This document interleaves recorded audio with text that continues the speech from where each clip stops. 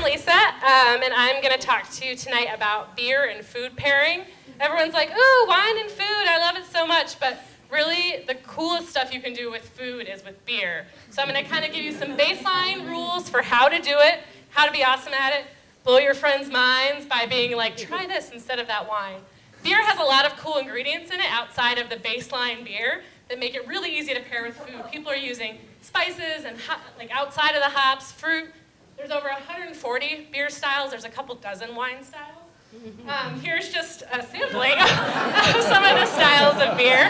And once you understand kind of how all the beer is related, it gets a lot easier to make some of those pairings.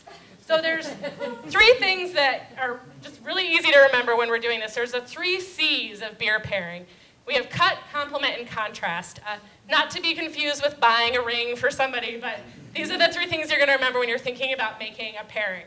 Cut has 3 elements, which we're going to call the ABCs. So now I've given you 3 C's and ABCs. The A is alcohol. The ethanol in beer is literally cleaning your tongue. You are washing your tongue with something that we use around the house to wash windows and our hair and all kinds of things. So, that's a gimme. The B is for bitterness. We don't eat a lot of bitter food, so the bitterness and the acids in that bitterness actually kind of reset your taste buds, allowing for a new food experience whenever you munch. And the C is for carbonation. So the bubbles in beer actually pick up the food and carry it away. So fizzy lifting drink, scrubbing bubbles, they're in there, they're picking up all that stuff we've just cleaned up, and they're carrying it down your throat. So we've covered cut, alcohol, bitterness, carbonation. That's why beer is awesome in general. The carbonation is something that wine doesn't have. C, the next C is complement. So when we think about beer, it's actually kind of liquid bread, a lot of the same ingredients. Bread goes with like everything, right? Like who doesn't love a fresh baguette? So when you're thinking about words that describe beer, a lot of that translates into food. So making some of those pairings based on complementary ingredients is really easy to do. When you think about a beer that's piney or citrusy, it just makes it really easy to pick up ingredients in food and say, yeah, this is going to work. And you can use this to think about, I've lost my train of thought. It's going to show me the slide, though, and then I'm going to remember.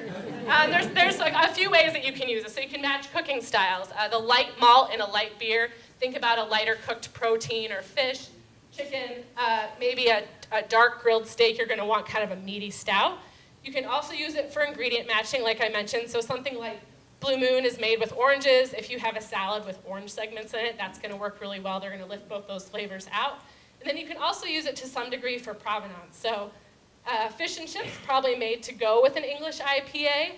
Or if you have some Italian food, a nice Peroni, which some of you are holding right now, goes really well with that for a reason. They brewed those beers to go with their cuisine. So the next C we're going to talk about is contrast. And I'm going to show you a slide here, and I want you to really focus on what your tongue is doing when you see this.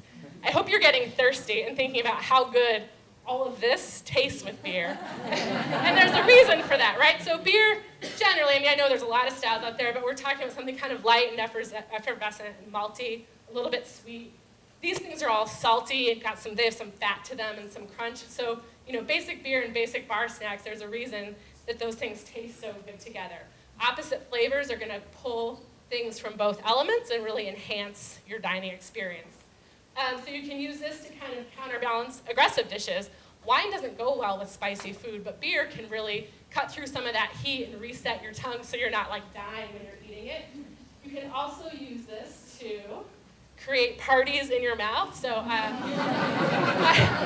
first beer dinner experience, I don't love super chocolate desserts, and for a while I didn't really like beer. And I had these 2 things together, and I thought my head was going to explode. It really elevated both items, which is what contrast can really do for you. So when in doubt, think about the 3 C's: cut, complement, and contrast. Don't let one item overpower the other. Just pick something that's going to work really well together. You don't want to have a big, heavy stout with a light salad. And then I've got a test run for you here. So that's why I said I've got some cheese and some Peroni. And what we kind of do with this is you want to bite the cheese and then drink the Peroni and feel it kind of wash away that. And the idea is the last bite is going to taste as good as the first. So outside of layering all that stuff on your tongue, you're actually going to have the same new food experience every time. So that's about it. Obviously, that's a lot of information. You can just tweet me and ask what you should eat with your dinner tomorrow if you'd like. I'm on Twitter like 24 hours a day, so anyway, thank you.